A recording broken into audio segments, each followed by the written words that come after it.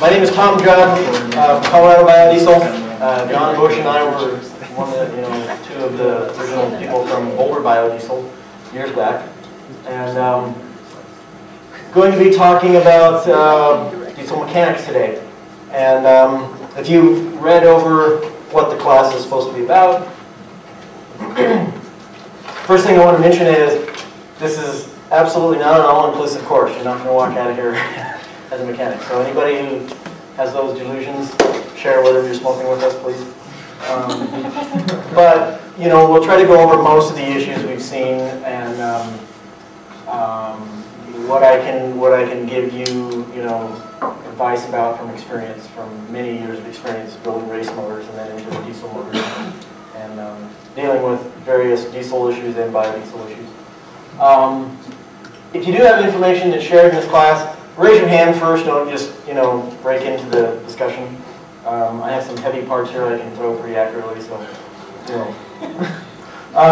and I do have I'm one of those people that like to play with stuff. I can't just sit there and listen to somebody and sit on my ass. So I'll talk about parts and pass them around and stuff because they're always fun to have things to play with. If you do have questions, again, raise your hand. And if I don't see you, then throw a heavy object at me. Preferably something that's worth, something in a pawn shop. Any questions on this? Again, it's not not a complete course, but I'm going to go over some of the things that you can do, some basic stuff that most people can do with their hands if you're used to working with tools and with your hands on cars, even if you're not. We've had a few young ladies come and join us at Colorado Biodiesel and Biofuel Performance. Had never touched an engine, but they were willing to get greasy. They were smart. They were willing to learn whatever they needed to learn, and they did. And usually when you come to the table without some preconceived things, most of us guys here, maybe that generation is getting past, but we started working with our dads or grandfathers on tractors and trucks and stuff when we were kids. And so we think we know everything. And it's the people who don't think they know everything who can actually learn more. As far as general diesel maintenance, this, a lot of people, they go and they buy a new car, or a used car, a new car to them. Most of us don't, that sounds kind of fun. Oh. Most of us don't have the money to go and buy a brand new TDI, brand new Mercedes, diesel. So most of us end up with an old Volkswagen diesel or an old Mercedes diesel, and which has had various levels of maintenance or non-maintenance. How many people in here have a Mercedes diesel? Wow. How many people have a Volkswagen diesel? That's unusual. I think it's tipping now. It used to be that the old Mercedes diesel was the car, and there was a smaller percentage of the Volkswagen diesel people. Now I've seen it go the other way because the Mercedes diesels are getting older and they're going out. Excuse me? What about all those Ford? Nobody cares about Ford stuff. Good question. How many people have an American diesel truck? Yeah. Okay. And then most of us have a few Mercedes and a few Volkswagens and a few Dodges and whatever else. So that's a pretty good ratio. How many people have had or have an old Oldsmobile or Cadillac diesel? Anyone? No, they still work? No, they don't still run. None of them. I had an old Oldsmobile diesel, the 350 with diesel head. Anyway, it was a parts car. Okay, so basically, some of the things common to all diesels and to maintenance that you're going to want to do, new car, first thing, it's a given, filters. And we know fuel filters, real common thing. I'll go over that a little more detail later, but fuel lines. We know biodiesel attacks natural rubber, butyl rubber, nitrile, buna. So some of the later cars have PVC lines and stuff, which holds up the biodiesel fairly well. But filters can be changed. Fuel lines, the flexible fuel lines probably going to need to be changed. Diesel purge, diesel clean. How many people have done a diesel purge? Done that? Usually there's more than that in a class, especially people like us who buy older diesels and have issues and they don't want to pull injectors and go through them and try a diesel purge. Diesel Clean 2 is a product by Power Service, and I don't work for Power Service, I make no money, but it's a good product. And I suggest a lot of customers, first thing they do is dump some Diesel Clean in and some biocide into their fuel. Valve adjustments, most of the old cars that we get need valve adjustments. Those of you with Volkswagens, hopefully, yes? What's the diesel purge, diesel clean example? I'll go over it later on. I think I have some slides that I duplicate this. But it's basically a chemical product that you run through the fuel system, and it's a anti-coking agent cleaner, real aggressive cleaner. But valve adjustments are a common thing that most vehicles need. If you have a Dodge or Cummins or something like that, or Mercedes, it's going to need valve adjustment. Some of the newer vehicles and some of the Volkswagens passed about, what, 86, 7, 8, 9 maybe, they went to hydraulic lifters. Previous to that, real pain in the ass to do the shimming. How many people have done a shimming on the Volkswagen heads? Oh. You like to do that about every 15,000 miles? No, yeah. Toyota I did gas meter. Yeah. Okay, so but look into valve adjustment, check out your vehicle, see if it needs it. A lot of people don't even know they have a vehicle that needs valve adjustment on a regular basis. Injector service, testing and balance. I have an injector bench downstairs so I can pull injectors. In fact, I do that. I don't even do diesel purge on customers' cars, I just pull the injectors and take them apart, clean them, put them back together, needs new nozzles, and hot test and balance them. But that's a good baseline, getting a car to a baseline so that you have it ready for biodiesel. So basically what I like to do is remove reasons for people to say it's a biodiesel issue with their car. A lot of issues people have with their vehicles are just because it's an old vehicle, not because biodiesel created it. Biodiesel does have some issues, we know that, we'll go over that, but a lot of problems are attributed to biodiesel that are just lack of maintenance.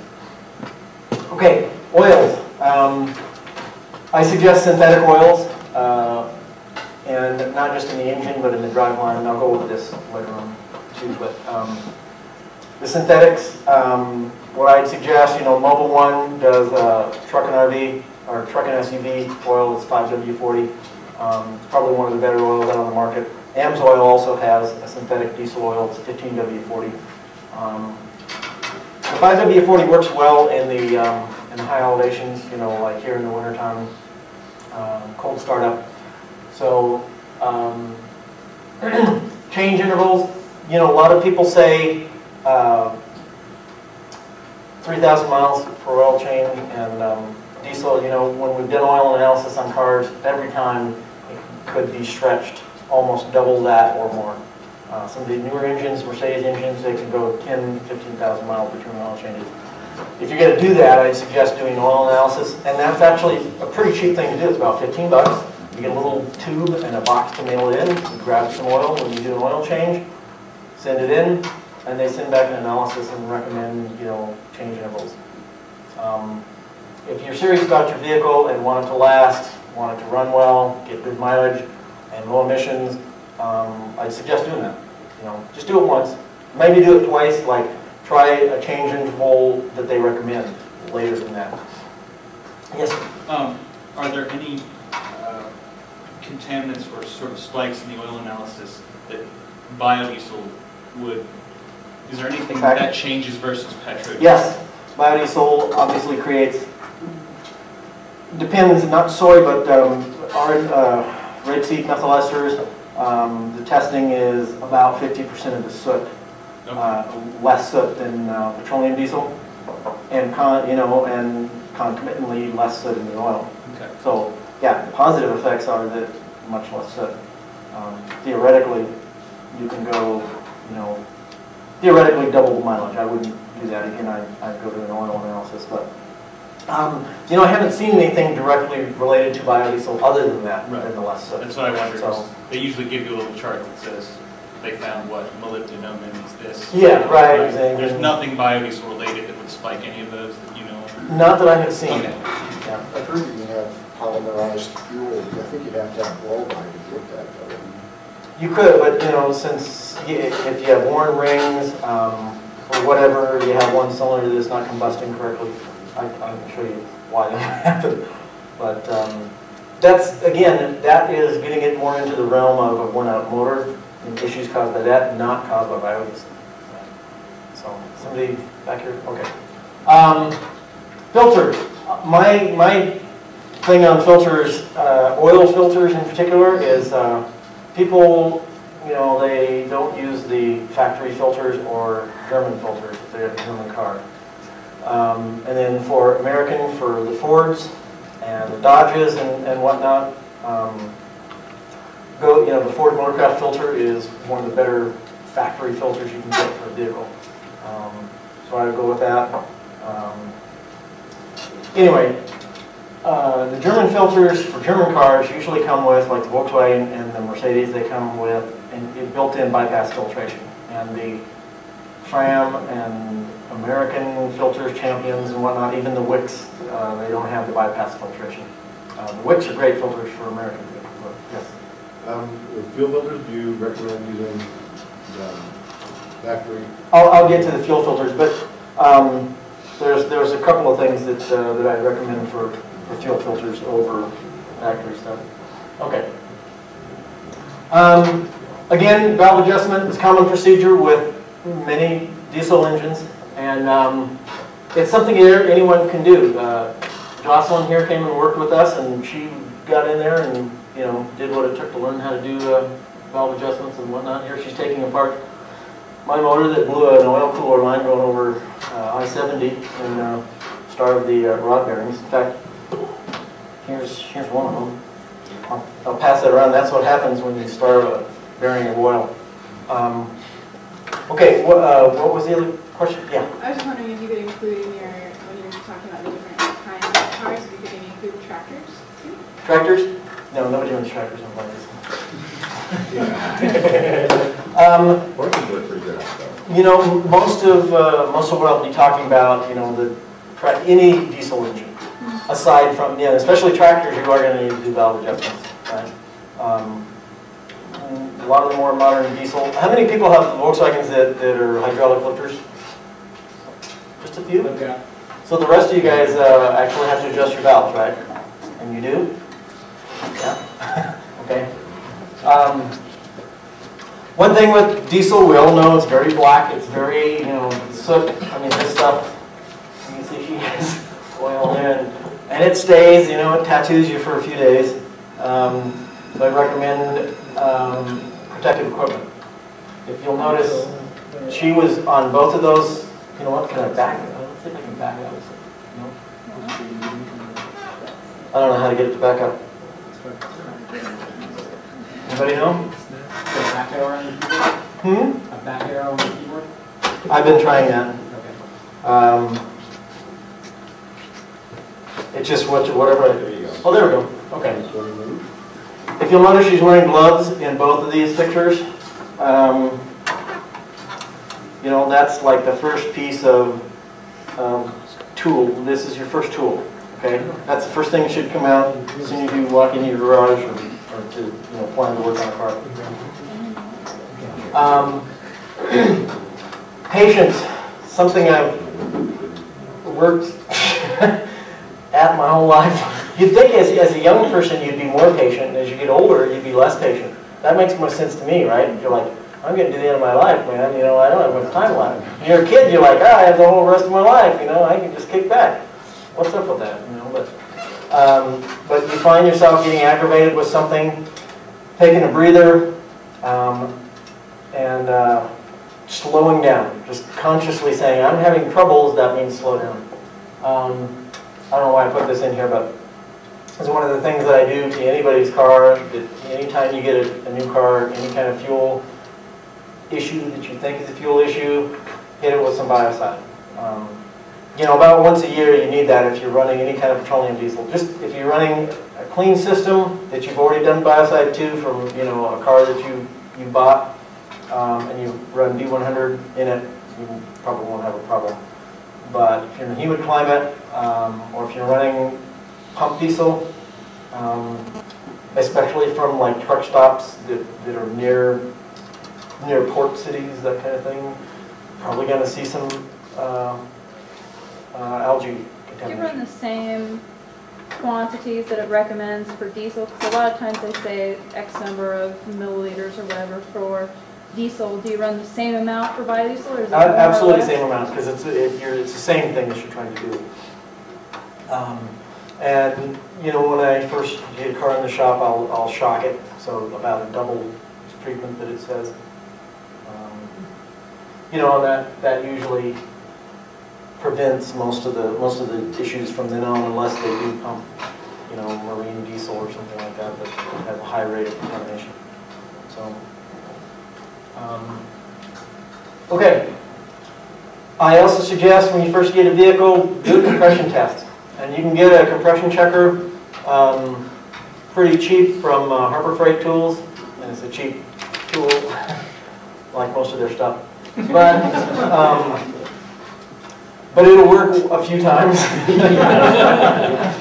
And it's probably worth getting a baseline on your car to know, again, to say, oh, this is a biodiesel issue or not. If you have low compression and you're running biodiesel, you may be one of those people who can feel the 8 to 10% less BTUs per gallon kind of thing. Most people don't. You know, you can't really distinguish that. But you know, find out if it's a mechanical issue with the vehicle or not. Okay, checking and adjusting injector pump timing. Most timing chains, well, all timing chains, they have a tensioner. But that doesn't address the problem of chain elongation. People say stretch, but it really isn't stretch. Chains don't stretch, they just wear. And they elongate a hole, so the whole chain becomes longer. And as the chain becomes longer, that normally the way pumps are set up is it retards the timing, the pump timing.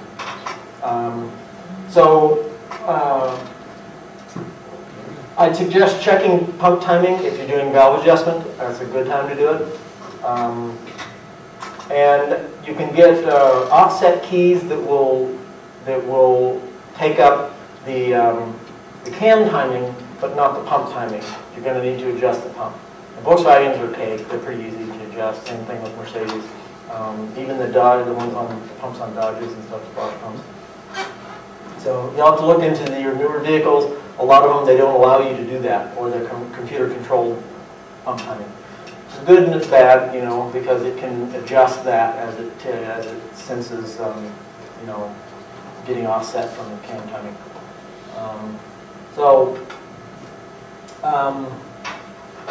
Check your timing chain whenever you have your valve cover off. See if that's an issue. And a lot of people, that'll be an issue. It's another mechanical issue, not a biodiesel-related issue. Yeah. What do you think about advancing pump timing to your alternative fuels? Oh, you know, I've tried that. I've played with that back and forth. And for SVO, I'll do that. Yeah. And I'll also bump up the pop pressure, but that's more to compensate for the pop pressure. You do that Because that effectively retards the timing of the pop, you know, up do in the that pop with an pressure. adjustment on the injectors or turning up? Right, yeah. Shimming the injectors for a higher pop pressure when you're running.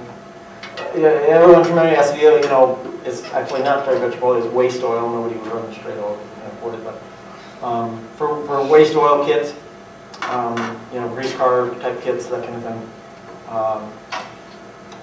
The theory has been to bump up the pop pressure on the injectors for a little better atomization. But when you do that, you effectively retard the timing because the pump has to build up higher pressure before that injector pops. So basically you want to adjust the pump back from, you know, back to a standard place. So you have to advance it a few degrees, 2 to 4 degrees is what I've seen. And most cars are 2 to 4 degrees out after 20,000 miles of a new chain, when you roll a new chain in anyway. So that's something to try to set to 0 too. Yeah. Could you give me a metric on how much you would advance? What percentage you'd add to the braking pressure? For 10, you know, like a 10 bar, I do about 2 degrees advanced. So try 2 degrees and see what it does. And it's not going to kill anything to do that. If it does, don't blame me. Yeah. Is there any advantage to that type of a adjustment with regular biodiesel? Not that I've seen. I've played with it. As long as you get that pump timing zeroed, you know, I haven't seen an advantage of going to more advanced. Actually, I can show you what happens when something goes wrong. Yeah, I've always kept it regular. What about different size injector nozzles to get spray pattern? Again, I've experimented with some nozzles, and there's some things like Biodiesel nozzles and such, and they actually are kind of a step back from like the 240 nozzle that has the pre-ignition hole in the pintle. Anyway, I haven't seen an advantage to, you can run more fuel, but you run more fuel, you're going to need more air, and most people don't address the air issue. So that's just getting that balance. Okay, moving on. Diesel emissions, smoking. Nobody in here has a smoking diesel, I know that, except me. Common problem, you know, older vehicles, there's leaks in the air system, there's leaks in the turbo charge system. A lot of times the fuel and air ratio is not balanced. And you need to adjust the ALDA for, you know, altitude. And that's another thing, as you get up to altitude, and if you're running the same fueling as you were down at, you know, at sea level, you're going to see some smoking issues. Yeah. Cummins diesel with Banks kit, intermittent smoke, especially after I hit the accelerator, it gives a big puff of smoke, and then it gets clean. What's going on there with that? Yeah. Well, turbo lag. I mean, Turbo lag. Yeah, you can't get around that. Okay. You know, I wish there was a way. There's a biturbo. You know, if you want a biturbo, like a little tiny, big compressor housing, a little tiny, you know, turbine housing, and then another one with a smaller compressor housing, a big turbine. Okay. That would do it. I thought maybe I was having something wrong. It's you can't get That's around what it. it is. Okay. You dump a bunch of fuel in immediately, but the turbo takes a bit to kick on. Yeah. Okay. That's what I thought. Yeah, I wouldn't. You know, that's real common. Yeah. I have the same, almost the same question. Running a high performance like Banks, will that negatively affect your vehicle with biodiesel versus? Does it what? Are there any negative effects to putting one of those chips on your truck? I run one, and No, most of these motors can take, you know, in the Dodges you can double the air and fuel almost. So, yeah, most of the trucks. The temperatures. Yeah, check your EGTs if you're running a bank kit or whatever. How many people in here have turbocharged vehicles? Good. You know, if you're going to do anything to your fuel system, to turbo, throw an exhaust temp gauge on there. And you probably want a pressure gauge on your manifold. You're going to run for very long. Yeah, the intercooler should be before you do any of the other mods. Yeah. I got an 89 12-hour Cummins, and it's in the school bus. And when I sit at a light, this is SVO, if I sit at a light or I just park for like whatever I let it idle, big puff of white smoke that comes out. When you hit the fuel. Yeah, it's white, and it's really white. Yeah. Are you running a veg therm or something? What are your temps going into your pump? You know what? Why don't we talk about this after the class? Okay. Because it's probably not coming. Okay. So a lot of times, you know, these older vehicles, our turbo isn't keeping up to, you know, for whatever reason there are leaks in the pressure system of the turbo from the compressor to the intake. So you might check that. O-rings on your plenums. that kind of thing can cause air leaks, which means your fuel to air ratio is going to be imbalanced. Bad fuel, that's another issue, and it could be bad fuel as in bad biodiesel. Water in the fuel, algae in the fuel, you've got that black goopy stuff in there, you have an algae contamination. How reactive is your fuel? Is it still reacting while it's sitting in your tank because you didn't wash it? You know, you have a lot of soaps in the fuel. We had a guy in Boulder that sold the fuel for years that he didn't wash, and it was still, he claimed that, you know, there was a layer of glycerin on the bottom of some of his jugs, and he was like, oh, that's soy sauce left over in it. It was just a soapy mess. You could throw some water in there and shake it, and it was just this emulsion. You know, he sold the stuff for years in Boulder. So people have a lot of problems, a lot of issues with that, and they're like, yeah, biodiesel issue. No, it's not a biodiesel issue, it's a bad fuel issue. So, you know, check all of these things. If you have a water separator, you might check, you know, do that. I meant to grab the filter head. Especially guys with the trucks that have the space, always put in another filter inline, you know, canister filter, Baldwin or something like that. It's a no-brainer. You should have that in there anyway. You want your pump to last, you want your truck to last. Those of us in cars, you know, there's other we have other constraints that will keep space usually keep us from being able to do that. Board now recommends that you change your fuel filter even with regular diesel every 12,000 miles. Yeah. Well, they didn't tell me that in the manual, but when I burned up my pump, they told me. After you burned the pump off. It wasn't under warranty. It wasn't, yeah, of course. And I meant to show this when we were talking about oil filters. Anybody familiar with this, you know, centrifuges, centrifugal? Yeah. Business partner and I, when we were in India working on a diesel motorcycle project, came across a company that would make us these things. And fairly reasonable, you know. I guess there's a few people now that make kits for you know, trucks and stuff. But centrifugal oil filter, you know, that's going to remove a ton of crap out of your oil. In fact, I can pass that on to you. Put the engine oil in your car? Yeah, engine oil, right. Are you going to put that in your fuel system? I wouldn't recommend putting it in your fuel system. It's just for oil. It spins too fast, and the fuel system has nothing to spin it. This uses oil pressure to actually run the centrifuge. Okay. I'm hitting stuff all over the place here, but another thing with smoking, especially here in Colorado, is glow plugs. People will smoke for a long time when they have one bad glow plug, two bad glow plugs, but the car will still start. Kind of rough starting. Maybe the glow plug relay will come on for, you know, less time, but it's hard to tell. So you can. Another thing is improper warm up. How many people, you take a diesel engine, it wants to run at 180 degrees, 180, 190 degrees, depending on the engine. And if it's 100 degrees outside, that engine is frozen cold at 100 degrees. Just think about that for a little bit. Your body runs at 98.6 or something, men are, what, 40 degrees?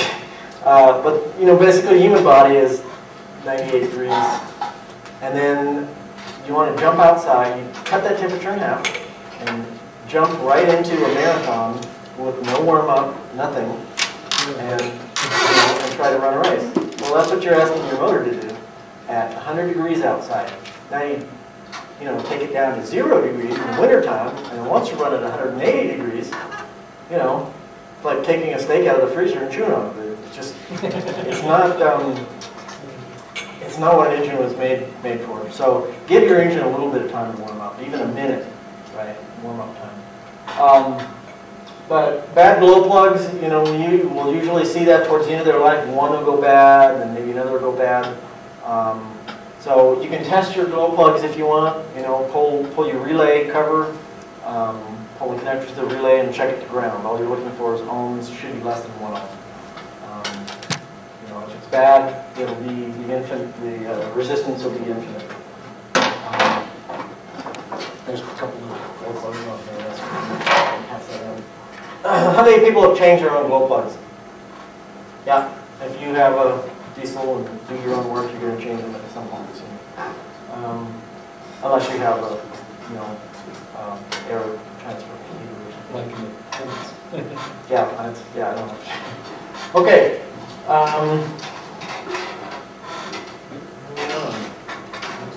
Air filtration, blocked flow, you know, in the filter itself. A filter can look just fine, and it'll be plugged, you know, it'll be half the airflow of what it was new. I recommend to people using stock filters. I don't recommend people use, I used K&Ns on race motors for gassers. I don't recommend it on diesels, just because oil analysis has shown high silicates in vehicles that use K&Ns. They just don't do a good job of, they do a good job of flowing a lot of air, but not filtering it really well. You know, when it's packed with dirt and mud and stuff, it actually filters well and flows well, but most people don't want to get to that point. Off-brand filters, you know, I've seen off-brand filters brand new out of the box, and they have like a gap in the filter media. You know, so use it. If you have a German car, use a German filter. You have an American car, use a Wix, Baldwin, something, you know, good quality filter, or you know, Motorcraft or something. Air intake restrictions. I've found in cars, customers' cars, you know, they don't know why it's so gutless. And I found dead birds stuck into the air intake, you know, like cold air intake, just plugged in there. Mouse, you know, a mouse in a mouse nest in an air intake tube. So just check restrictions in all that line. That's easy stuff to do, you know. Rebuilding the motors is not as easy, and porting heads and stuff. That's easy for the yeah. I understand you said you don't like the high flow air filters, but what about an aftermarket air intake that'll increase flow? Like even if you can. There's a lot of the kits that come with, you know, that are engineered kits, and they're, you know, I would recommend some of the, even the K&N kits are fairly well engineered for flow.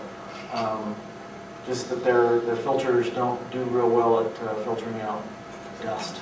I mean, like with a high airflow intake, or like maybe it's taking air from the engine compartment, you know, using a conical filter.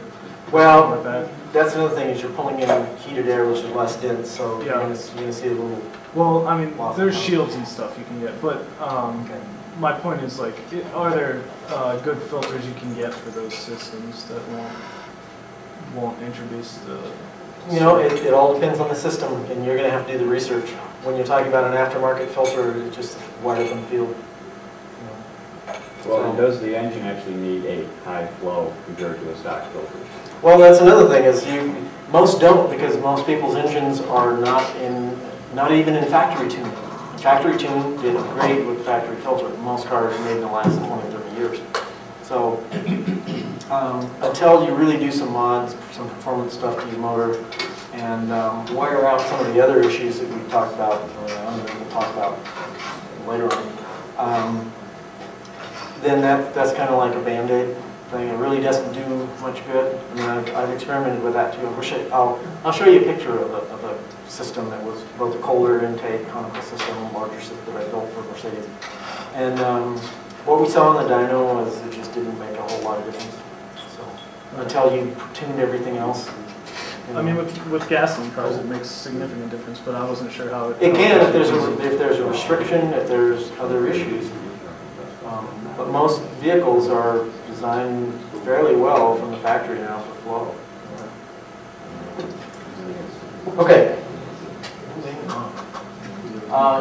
This is Nori Hayes, by the way, working on her Mercedes in my yard. She was one of the original members of Boulder Biodiesel.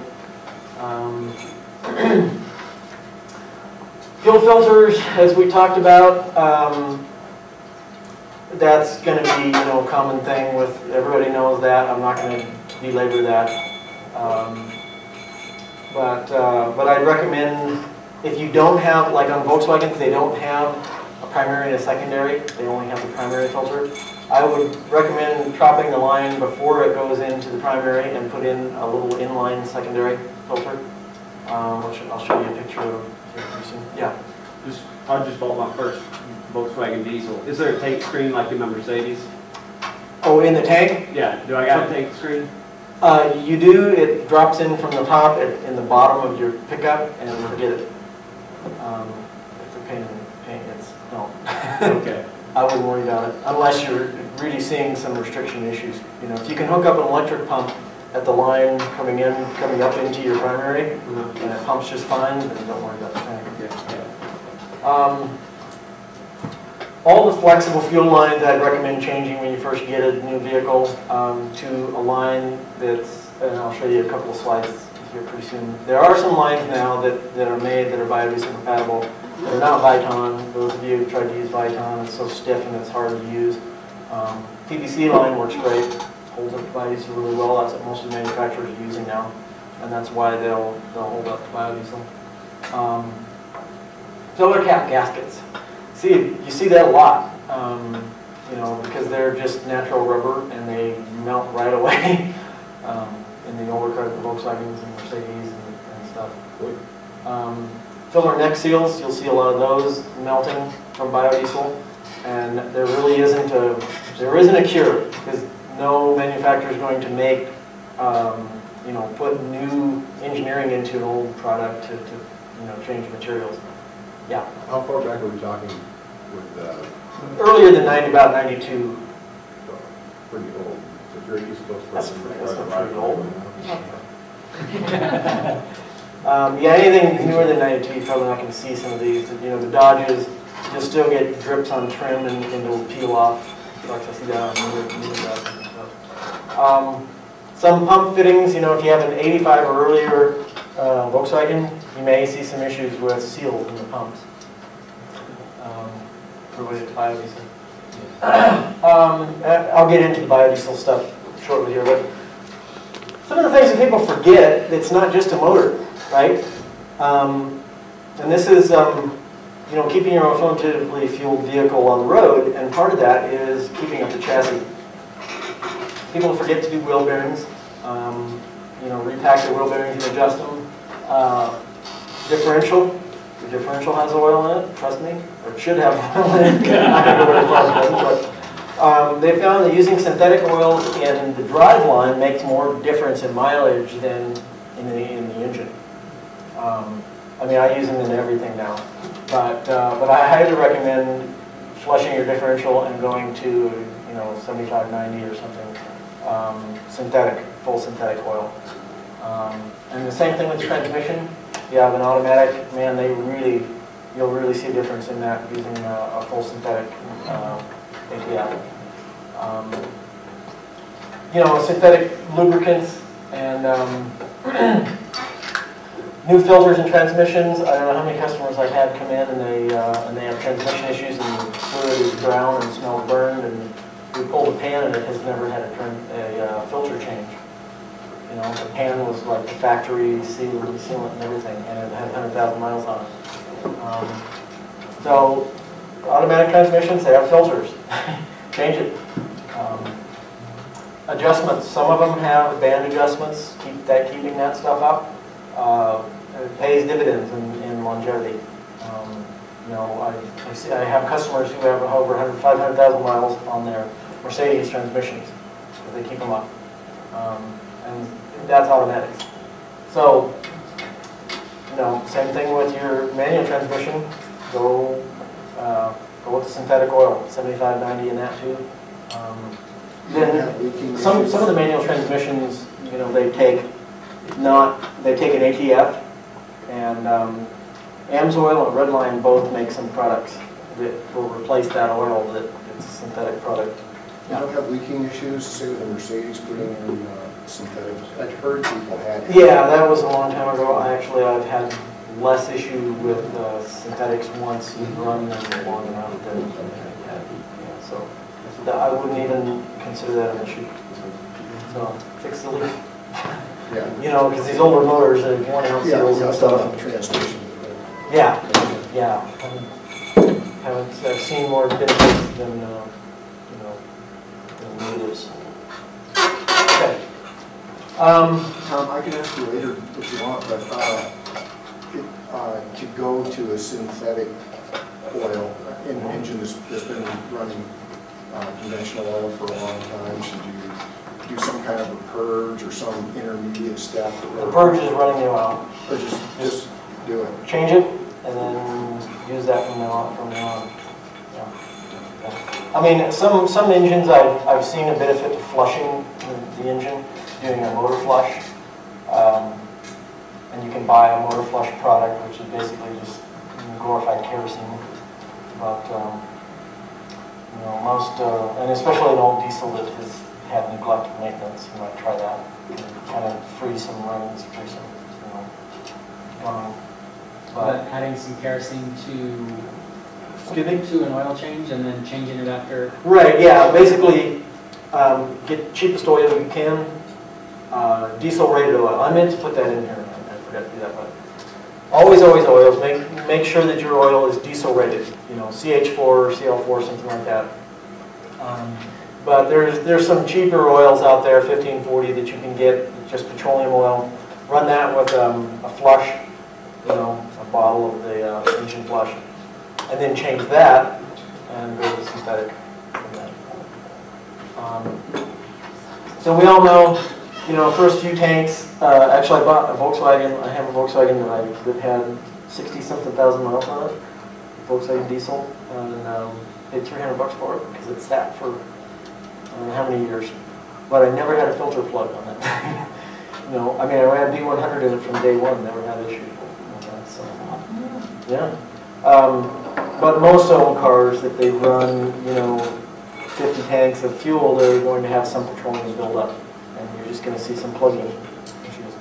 It's not a bad thing. It's cleaning your fuel system out and such, but, you know. You're going to see plugging in new vehicles too. Excuse me? Mine got plugged in, was in one tank, and now my truck had 40,000 miles. So. Yeah. Oh, the Ford? Well, see, they might have been running farm diesel. Huh?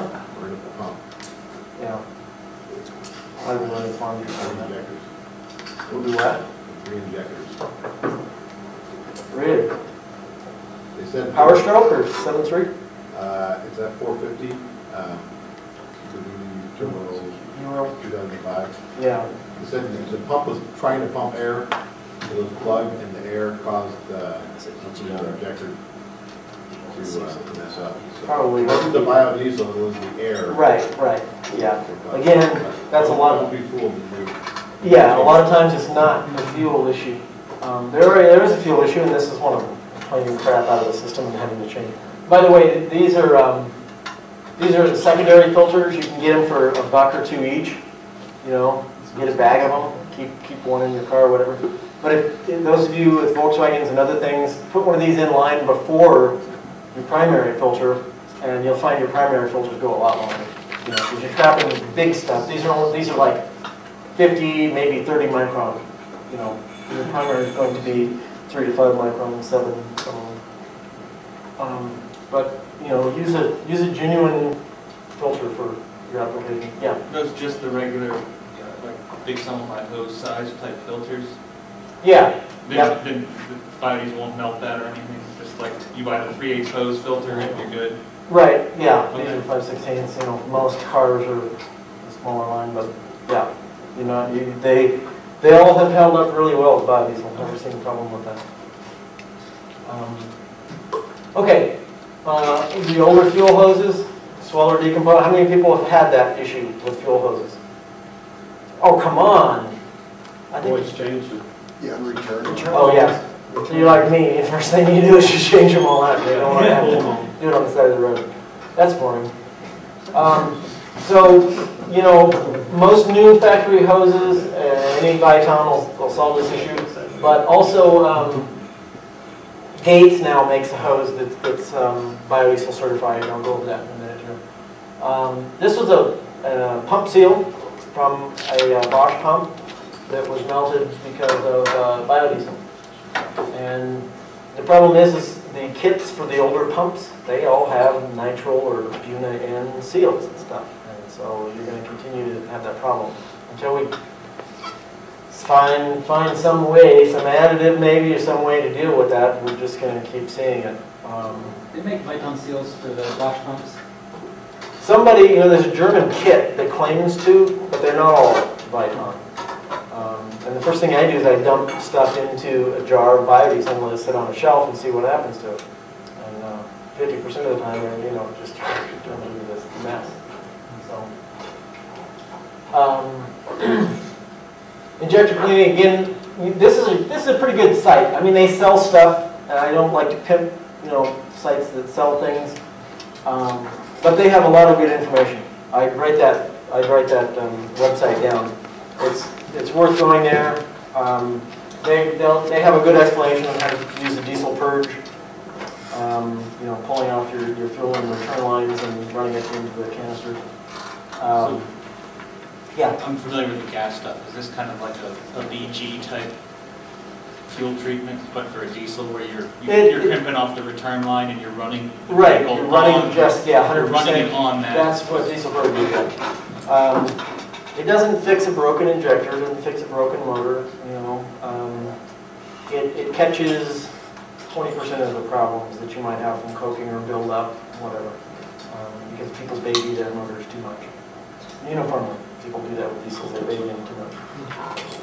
Diesel Clean's a good product too. Power Service, I highly recommend that. Most manufacturers don't have. They're not using natural rubber, buna, nitrile in just about anything. After 92, most are safe for biodiesel use. Here's a little thing from Journeys to Forever. You can go there and read up on that. I might post some of this stuff on my own website. Okay, gates 4219. What is it? D and I think G. SAE 30R9 is allegedly biodiesel compatible, and I haven't seen cars come back that I've used this hose in now.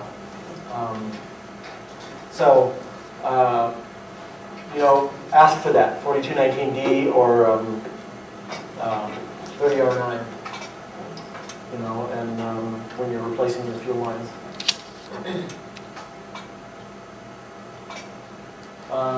Also G, and I don't have that bulletin, but they rate 4219G as supposedly biodiesel compatible. So, and again, I haven't seen issues with that when I've used it. Anybody recognize this? That black goo. Isn't that fun? And that was fairly new hose. I think the inside, the ID, whatever the material of the inside of the hose was compatible with biodiesel, but not the outside. And what happened is it leaked over in between the layers and melted the outside. If you have any questions, chop a piece of hose, stick it in a baby food jar of biodiesel and see what happens to it. There's another thing we see, and this was commercial fuel. This was Blue Sun biodiesel. And it was all this red. It was like little rust particles, or I think it might have been a plain bearing, like a ceramic bearing, it's a pump, transfer pump that they were using for the biodiesel. It was coming apart. It was just shavings, but it had been filling up everyone's filters with this crap, and it could be, and it wasn't the fuel. I think it was like either coming from the rail cars that they were transporting the fuel in, or wherever it came. But you're going to see this with biodiesel on some of the older cars. It's going to clean that rust and crap out of the tanks. And you'll see the little fine red particles all over everything. How many people have seen that? I think everybody who's run biodiesel and comes through. I have. And how many people have been to Burning Man? Wow. I guess it's not that kind of class. I would get, like every year there's these traveling people come through Boulder and in their FBO vehicle, their broken down Mercedes, their school bus, or whatever. And it seems like every one of them needs a ton of stuff. You know, they're just, I can't believe that they're running, but they're all headed to Burning Man from back east. And I think every Mercedes that came through, you know, was like this. It's just all melted and gone. I don't have a solution for that except the filler cap seal. When it goes, and you can get other materials, a PVC pipe material for that full cap seal, so kind of a blue gasket. And that'll seal and will keep from eating up the gasket there. But once that gasket goes, then it allows outside air past that into the garbage compartment. Yeah. I wonder about just using a gasket glue around the inside of that seal to make up for the melted gasket. For the make up for this melt? Inside the cap, yeah. Inside the cap? Well, if you throw one of those blue gaskets in, it seems to fix the problem. So. This is only older cars, not new cars. Pretty much, yeah. The newer cars, they're using compounds that are more resistant to this. These are like rubber. It is. 84 Mercedes? Hmm? 84 Mercedes? Probably, no, probably 82. 82, oh yeah. Yeah. 123, so. Oh. Okay. Here's a Power Stroke injector. This is Mike Kalo, one of the original members of Boulder Biodiesel. He's kind of the brewmaster. You know, brews, I don't know, 400 gallons a week or something of fuel he uses. Ford Power Strokes had those injector O-ring issues. They went through 5 different engineering changes, and there were constant problems, and that was not using biodiesel, it was just diesel issues, bad O-ring design. But we all have heard 10% less power. Most people can't even feel that. You know, most people think it's more power because it's smoother, higher cetane. You know, much higher gel temp. Obviously, we all know that. You know, X can be increased. Okay, coat things out, and it's so hard to clean up. But you will see this sometimes, depending on your biodiesel feedstock, your reaction, how much glycerin you have in your fuel. Excuse me? Is that what causes that? Too much glycerin? No, actually it's a combustion issue. But if glycerin seems to help bond the crap, you know, the coking, so, which is a bad thing. Smoking, hard starting, lack of power, rough engine. All these are also symptoms of various other things, you know, imbalanced fuel-air ratio, bad glow plugs, that kind of thing.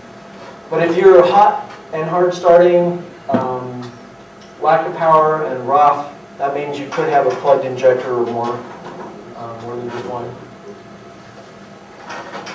So, you know, I recommend people, if they have the chance, you know, if they have their engine part, they have a shop nearby, definitely get out, get your injectors pop tested and balanced. That's a real common issue with some of the older vehicles, the Volkswagens and such, that you know, they don't have the electric injectors and whatnot. So,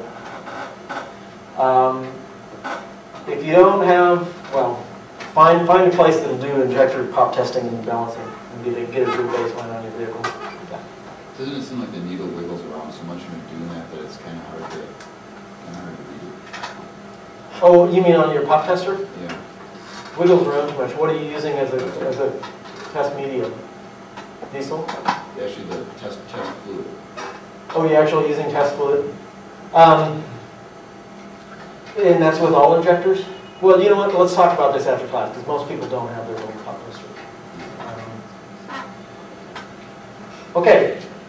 Pros for biodiesel: 5 to 10 points higher cetane. Will, you know, we can all tell that, right? When you run petroleum diesel and then you run biodiesel, and it's much smoother, seems quieter. That's generally why people think it has more power. It doesn't, you know, theoretically it has 8 to 10% less BTUs per gallon. This is a diesel drag racer.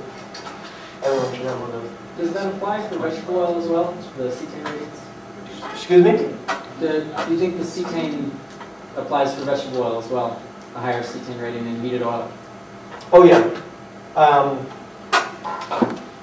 You know, I haven't done any tests on that, and that's only theory by numbers. But you know, most people who run SVOs see the same kind of running thing. It's much smoother on the SVO than it is on diesel. So here's stuff you guys can read. I probably don't need to read it to you, and this is based on rapeseed methyl esters, not soy, which is the most common here. How many people have to run like commercial soy? Anybody? One person? Yeah. Yeah. So most everybody here runs homebrew or waste vegetable oil based biodiesel. Yeah. Nothing different than that. Okay.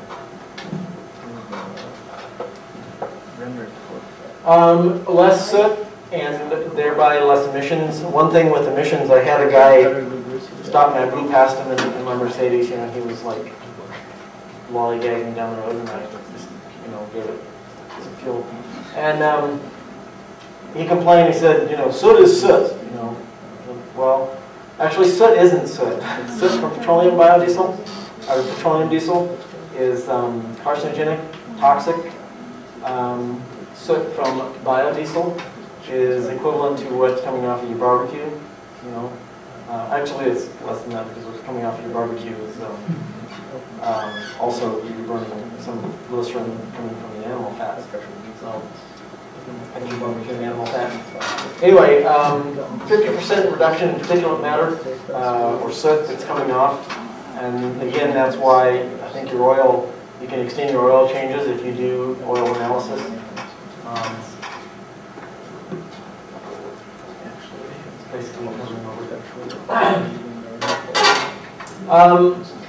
Pump life. I actually haven't seen a pump fail except for a seal because of biodiesel decomposing a seal. But you know, theoretically, the lubricity of biodiesel, they're saying something, yeah, 2%. Increases the lubricity higher than what it was when it was high sulfur diesel. So, you know, if you have to run, I think that's why Minnesota went with the 2% thing. If you're in the winter states and you have to run petroleum diesel, you know, running 2 to 5% biodiesel even in the wintertime along with an anti-gel is going to go a long way towards keeping your pump running. Pump and injectors, you know, any mechanical system that it requires lubricity. Everybody know Bob Armentrout? From last time. Yeah, from Rocky Mountain Biodiesel, and which is now defunct. This was back when he was with Pacific in Maui, and this was his 42,000 miles, 3.5 years on B100, and then I think, yeah, a friend of his cars was 62,000 miles of B100. It's clean, you know, it's even cleaner. So this is you know, TDIs, and most people that I've seen with TDIs, the only issues they've had were plugged up intakes from EGRs. Anybody ever had to deal with that? Yeah, most people. You start getting that sluggish thing, that seems to be and what I found is to clean that out, a drill on a little flex coupling and those little flapper wheels, the sander flapper wheels, so they don't take material off the intake, but they'll go around holes and you can really clean out that intake manifold. And by the way, I brought stuff here. Had a customer come in, the car was nailing, you know, it was really loud, rattling and stuff, wasn't running right. And it did what they call a runaway in my driveway. Yeah, it basically kept sucking so much fuel until the RPM got too high that something had to give and basically blew it. What happened was his wife had put some gasoline in the car. And so this is what happened to the pre-chamber. This is called a pre-chamber. This is an indirect injection motor. It's a Mercedes diesel. And this is how a pre-chamber should look. And this is what happened. I'll pass these around. Two of the pre-chambers blew up on the car. And this is what it did to the piston. You pass that around too. How did we get onto that? I guess I just wanted to play with parts. Wear and tear. Wear and tear, yeah. Yeah. I had good luck cleaning out the intake on my TDI. Removing completely and pressure washing it. Did you actually get it clean, pressure washing it? Yeah. You get soaking wet because you have to stand on it to keep it from shooting across the... Yeah, I boiled it out in tanks. See, I tried the old carb cleaner that... Oh, yeah, that means... That stuff's mean. It didn't do anything. It laughed at it. Maybe it was the combination of that and then pressure washing. What is the buildup in the intake? It's coking. What it is it's exhaust crap. It can reach and recirculate with soot. Yeah, it's basically recirculating all the crap. So if biodiesel is really clean, that won't happen? Theoretically, it should have 50% less of that crap, right? Theoretically. Most cars ran petroleum diesel or ran some amount of petroleum diesel, or you have to run some amount of it during the wintertime, E20 or something. Mine was bad at 60,000. Was it? Yeah. 60,000 miles of running biodiesel? I bought it used at 60,000, so I Right. assume it was petrodiesel up to that point, and the thing that gave it away was the cutoff valve was actually sticking, and it wouldn't occasionally restart until you thumped it. So that's how much it had coked up. Yeah. I've seen that's for a time when I've seen those all crapped up. Like they should have seen. Essentially reduces emissions of unburned hydrocarbons, carbon monoxide, sulfates. Let's see which aromatic hydrocarbons. This is on answers.com online. Can you believe that? Somebody said something positive about biodiesel. And they weren't just one of us. Wikipedia, Wikipedia, well, it has, you I can send haven't it back and forth. I haven't looked up Wikipedia. My basic thing is, if you ever screw anything mechanical up, it can be fixed. You can weld it, you can, it's not the end of the world. I mean, I've had people crying because they were worried about their car, whatever they did, and it wasn't going to work anymore. But don't let that stop you thinking that you're going to break something. Read a manual. I recommend, if you're going to get a cheap manual and not a factory workshop manual, the Haynes manuals work really well. I don't like the Chilton's manuals so much because they assume too much. They're like, if you look up how to do rod bearings, it says remove engine from car. Okay. And to where like the Haynes manuals, they'll go over that. Open the hood. No, I'm sorry, not the hood. The bonnet. The bonnet, yeah. But they'll go over the procedure. Use your torch to look under the hood. Yeah. If you're going to have to tackle a Bosch pump rebuild, is there a particular manual you recommend? Bosch pump rebuild? Yeah, take it to a Bosch rebuild. Okay. Don't do it yourself. Because you're going to need to set it up and adjust it anyway. And there's no way you can do it without an injector bench.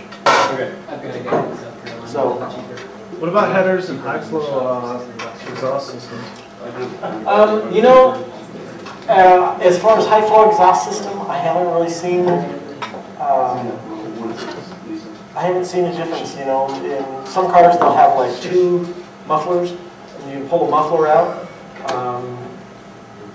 And I haven't seen a big difference from that. Most exhaust systems, if you're pumping the engine up, you're running more fuel and more air, exhaust rate. So then you can look at it. And a lot of the cars kind of have choke down systems because of the route back, especially pickup trucks. So some people will get they get a little bit, a little cooler turbo temps when they run 4-inch exhaust or something like that, and Dodge all the way out and wide open muffler straight through the muffler. Most cars, you're not going to see much difference from an exhaustive. And there's other things you can put the money into that's going to get you better mileage and more power. Have you looked at all into air intake injection systems, propane, compressed natural gas, hydrogen? You know, I did with gassers, you know, nitrous oxide and stuff like that. And hydrogen, I've heard some, I'm not sure if I want to run, you know, run that hydrogen system on my car, but I've heard some good things about it. But no, I have no experience with hydrogen. I did propane kits on old, you know, like RVs and stuff like that in the 80s. Jeeps and things. Fuel costs will probably go up. I know that's a shock to everyone because we have cheap fuel, which we do. How many people are using biodiesel because it's cheap? Wow. It's not why I started. I've always paid more for biodiesel than I have for diesel when I didn't make it myself, you know, and I'm generally too lazy to make it myself most of the time. So that never was an issue for me, is the cheapness. So I'm like, and I trade my labor for biodiesel anyways, and good quality stuff. And most of what I'm running now is I paid $2 a gallon for that. But you know, and petroleum goes up, and it doesn't matter to me. Yeah. What do you guys do at your shop? What do I do? Yeah, do you guys do those conversions for cars and maintenance? We did mostly customizing, you know, performance tuning and SVO kits, and we did an automated system. Kind of got away from the lab work. Now I generally do just engineering on adjunct products for vehicles. You make your own biodiesel? Okay, you know, I'm twisting my own arm to do that now. I mean, I have a processor that I've had in the basement now for a year and a half that I haven't needed to use. But it's looking like I'm going to have to use it because the guy that I traded labor for biodiesel was working on his house and hasn't made biodiesel for this. Okay, any other specific questions to biodiesel? Oh, I did want to give a thing on the return line. I've had real good luck with stock factory Mercedes return line. This is Conti, made by Conti in Germany, and it holds up really well to biodiesel. It's kind of a white braided with an orange stripe for injector return line, and that stuff lasts really well with biodiesel. Here, you can pass this around. Here's a brand new injector brought back from India. And what else? Oh, the most important thing.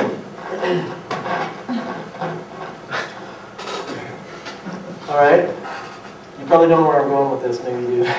But when people take care of the outside of their car, vacuum it inside, make it look nice, and they take care of that, they're usually the kind of people who are also going to spend the time to maintain the engine, transmission, and whatever. When you go look at a used car and see that it hasn't been cared for inside, and the body is like scratched and dinged and hasn't been wet since it was new, that probably is the same level of maintenance they've given the engine and transmission and driveline. So buyer beware on that one. I have so many customers who bring me a car that is an old POS looking car, and it's an old POS car. It really, you know, it is one of those things you can tell when you look at it from the outside. It's probably the same way on the inside. So take care of your car if you're going to sell it. Any other questions? Nope. Okay. Those of you who wanted to talk about specific things, welcome to come up and do that. Thanks. Thank you.